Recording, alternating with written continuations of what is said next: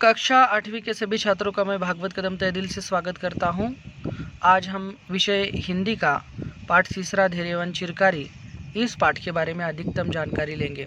प्रस्तुत प्रसंग में इस तथ्य की ओर ध्यान आकर्षित किया गया है कि प्रत्येक मनुष्य को कोई भी कार्य करने से पूर्व हमें पहले सोचना चाहिए, उसका परिणाम क्या होगा, उसका भली भांति विचार कर लेना चाहिए। तभी उचित अनुचित का ध्यान रखते हुए कार्य का अनुसरण करना चाहिए, निर्णय लेना चाहिए। इस तरीके से हमें सीख इस पाठ से मिलती है। प्रस्तुत प्रसंग देखेंगे इस पाठ का। महर्षि गौतम का एक महान ज्ञानी पुत्र था। उसका नाम था चिरकारी। चिर का अर्थ है अनंत काल, और चिरकारी नाम का एक गौतम ऋषि का एक महान ज्ञानी पुत्र था। वह किसी कार्य को करने से पूर्व उस पर देर तक विचार करता था, इसलिए उसका नाम चिरकारी पड़ गया। यानी कि वो किसी भी कार्य करने के लिए देर करता था, देर से निर्णय लेने के बाद वो काम करता था, इसलिए उसका नाम पड़ा चिरकारी। कार्यों में विलंब करने के कारण ही लोग उसे आलसी तथा मंद बुद्धि भी कह दिया करते थे। एक दिन की बात है, महर्षि गौतम की पत्नी द्वारा एक घोर अपराध हो गया। जब ऋषि को अपराध का पता चला तो वे उस पर बहुत कुपित यानी कि बहुत क्रोधित हुए और अपने पुत्र चिरकारी से यहाँ तक कह दिया कि बेटा, तू इस दुष्कर्मी माता को मार दो। और गौतम ऋषि ने अपने बेटे को आज्ञा दी कि तुम्हारी माता को जान से मार देना है। इस प्रकार उस समय बिना विचार किए गौतम ऋषि ने पुत्र से कह दिया और स्वयं वन में चले गए। चिरकारी बहुत अच्छा कहकर पिता की आज्ञा स्वीकार की, और चिरकारी जो था उसने बहुत अच्छा कहकर पिताजी की आज्ञा स्वीकार की। फिर अपने स्वभाव के अनुसार वह पिता द्वारा प्राप्त आज्ञा पर देर तक विचार करता रहा। उसने सोचा, एक ओर पिता की आज्ञा है और दूसरी ओर माता का वध है। ये चिरकारी बहुत ज्ञानी था। वो सोचने लगा कि अपनी माँ जो है, अपनी जन्मदाती माँ है, उसको हम नहीं मार सकते। एक और पिता की आज्ञा है, क्या करे। पिता की आज्ञा का पालन करना पुत्र का परम धर्म है, और माता की रक्षा करना भी पुत्र का परम धर्म है। ये वो सोचने लगा। अतः मैं कौन सा कार्य करूं, ऐसा क्या उपाय करूं जिससे पिता की आज्ञा का पालन हो जाए और माता का वध भी न करना पड़े। धर्म पालन के बहाने मुझ पर यह गहन संकट उपस्थित हो गया है। माता का वध कौन पुत्र कर सकता है, और पिता की आज्ञा की अवहेलना करके कौन प्रतिष्ठा पा सकता है। जिस माता ने मुझे जन्म दिया है, मेरा लालन पालन किया है, मैं उसका वध करूं, और यदि मैं नहीं करता हूं तो पिता की आज्ञा का उल्लंघन होता है।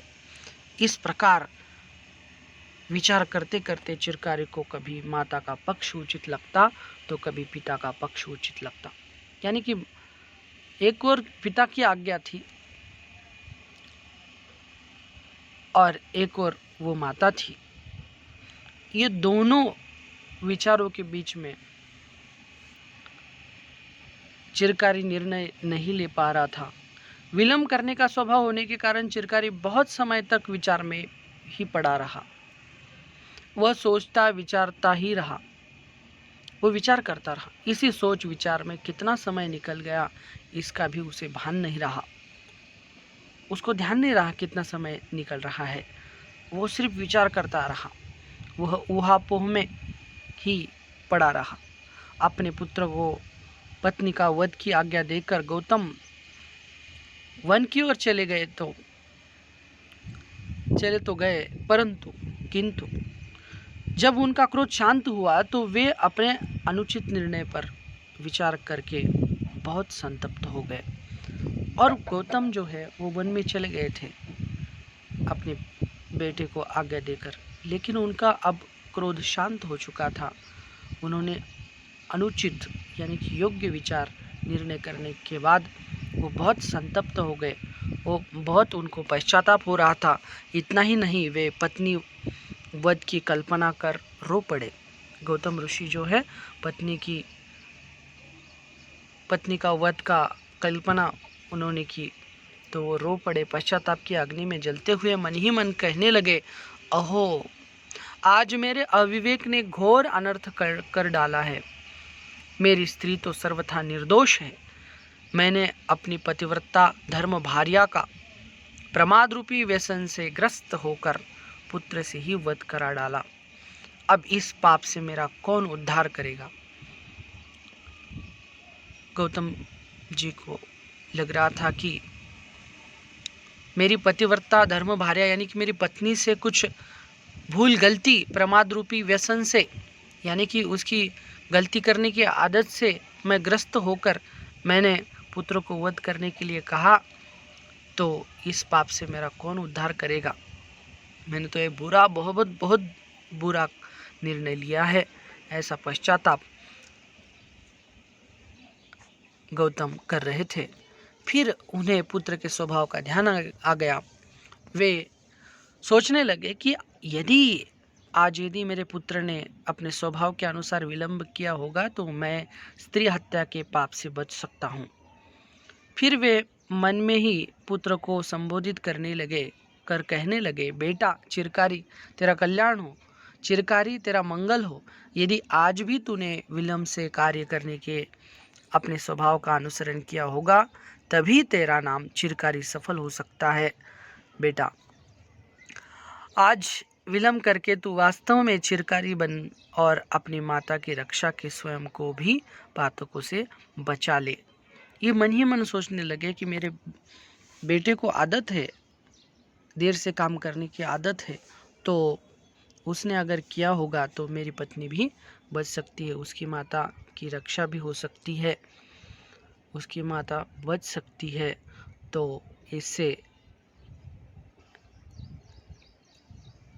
मेरी पत्नी बच सकती है उसके आदत के कारण, ये सोचने लगे थे गौतम।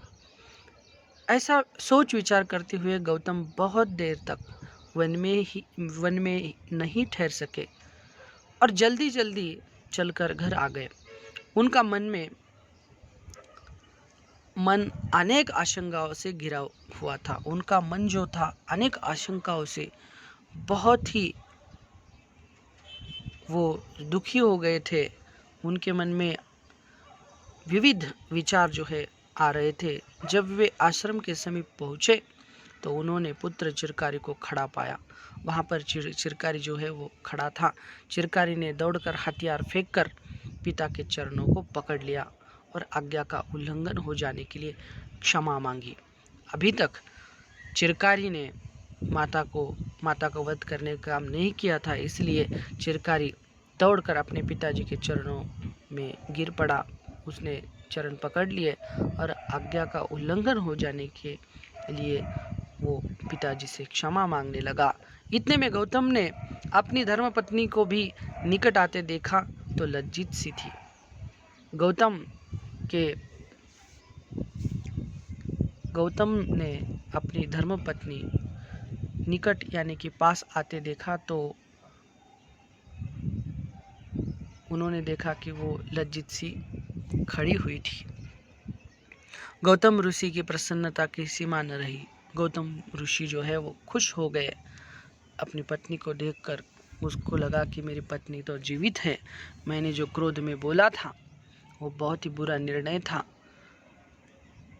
लेकिन आज मेरी पत्नी बच गई है, इसलिए वो प्रसन्न हो गए। उन्होंने पुत्र को हृदय से लगाते हुए कहा, बेटा, आज तेरे चिरकारी स्वभाव ने हम सभी को बचा लिया है। मैंने बिना विचार किए आज्ञा तुम्हें दे दी थी। कदाचित तुम तत्काल ही उसका पालन कर लेते तो महान अनर्थ होता। अनर्थ यानी कि बहुत बुरा हो जाता। बेटा, तुम्हारा कल्याण हो, तुम दीर्घायु हो। तदनंतर यानी कि उसके बाद गौतम ऋषि ने भली प्रकार विचार कर लेने के बाद ही कार्य करना कल्याणकारी होता है, इसे बताते हुए नीति का उपदेश दिया। और गौतम ऋषि ने उपदेश दिया लोगों को कि भली प्रकार विचार कर लेने के बाद ही कार्य करना कल्याणकारी होता है। चिरकाल तक सोच विचार करके किसी के साथ मित्रता जोड़नी चाहिए और जिसे मित्र बना लिया गया हो उसे सहसा छोड़ना नहीं चाहिए। यदि छोड़ने की आवश्यकता पड़ ही जाए तो उसके परिणाम पर चिरकाल तक विचार कर लेना चाहिए। चिरकाल तक यानी कि बहुत देर तक विचार करना चाहिए। दीर्घकाल तक सोच विचार करके बनाया हुआ जो मित्र है उसी की मैत्री चिरकाल तक टिक पाती है। मित्रता के बारे में यहाँ पर गौतम ऋषि ने उपदेश दिया है। इसके साथ ही बुरे कार्यों तथा राग, दर्प, अभिमान, द्रोह, पापाचरण और किसी का अप्रिय करने में जो विलंब करता है उसकी प्रशंसा की जाती है। जो बुरे काम है उसको हमने जल्दी से जल्दी नहीं करना चाहिए। बुरे कार्य तो करने ही नहीं चाहिए, लेकिन अगर ऐसी विपदा आ पड़ी तो विलंब कर लेना चाहिए। उसकी प्रशंसा की जाती है। ये सीख गौतम ऋषि को मिलती है। जो बंधुओं, सर्दियों और स्त्रियों के छिपे हुए अपराधों के विषय में कुछ निर्णय करने में भी जल्दबाजी न करके दीर्घकाल तक सोच विचार करता है उसी की प्रशंसा की जाती है। जो चिरकाल तक रोष अपने भीतर ही दबाए रखता है, रोष यानी कि चिरकाल तक क्रोध अगर अपने भीतर ही दबाए रखता है तो रोषपूर्वक किए जाने वाले कर्मों को देर तक रोके रखता है। उसके द्वारा कोई कर्म ऐसा नहीं बनता जो पश्चाताप करने वाला हो। चिरकाल तक गुरु वृद्धजनों की सेवा करे, दीर्घकाल तक उनका संग करे, यानी कि अपने जो गुरु है उनकी हमने सेवा करनी चाहिए। अपने गुरु कौन है? अपनी माता जी सबसे पहली गुरु है, उसकी सेवा करनी चाहिए। जो हमें ज्ञान देते हैं वो हमारे गुरु होते हैं। हमारे माता पिता जो है वो हमारे गुरु होते हैं, उनकी सेवा करनी चाहिए। दीर्घकाल तक उनका संग करना चाहिए, उनके साथ रहना चाहिए। दीर्घकाल तक धर्म का सेवन और दीर्घकाल तक उसका अनुसंधान करना चाहिए। अधिक समय तक विद्वानों का संग करके, विद्वान यानी कि जो बुद्धिमान लोग हैं उनके साथ ही रहना चाहिए। चिरकाल तक शिष्ट पुरुषों की सेवा में रहे, यानी कि जो अच्छे लोग हैं, जो सज्जन लोग हैं उनके साथ रहना चाहिए, उनकी सेवा करनी चाहिए तथा चिरकाल तक अपने मन को वश में रखना चाहिए। चिरकाल तक बहुत देर तक अपने मन को वश में करना चाहिए। कभी कभी अलग यानी कि किसी काम को कर रहे हैं तो दूसरे विचार हमारे मन में आ जाते हैं, तो हमने मन को वश में करना चाहिए, अपने काम में एकाग्र होकर काम करना चाहिए। चिरकाल तक अपने मन को वश में रखना चाहिए। इससे मनुष्य चिरकाल तक अवज्ञा नहीं किंतु सम्मान का भागी होता है, यानी कि इससे मनुष्य तक अवज्ञा का नहीं तो सम्मान का भागी होता है।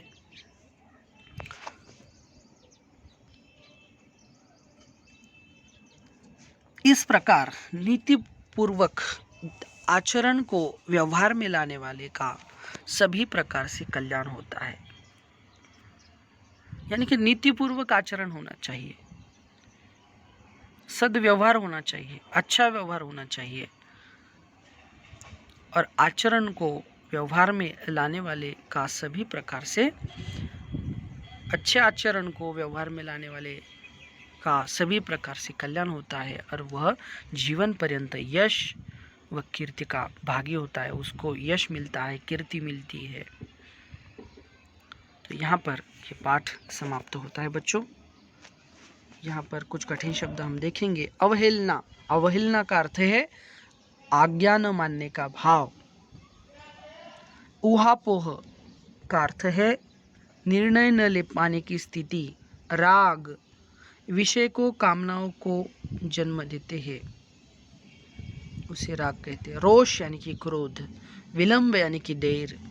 आशंका का अर्थ है कुछ बुरा घटित हो जाने के भाव की चिंता। दर्प यानी कि अभिमान, ये कुछ कठिन शब्द हैं। प्रश्नों के उत्तर हम अगले वीडियो में देखेंगे बच्चों। बहुत बहुत धन्यवाद बच्चों इस वीडियो को देखने के लिए। अगर कुछ आपकी शंकाएं है, कुछ शंका है, तो आप मुझे ज़रूर संपर्क कर सकते हैं और इस चैनल को सब्सक्राइब करना मत भूलिए। बहुत बहुत धन्यवाद।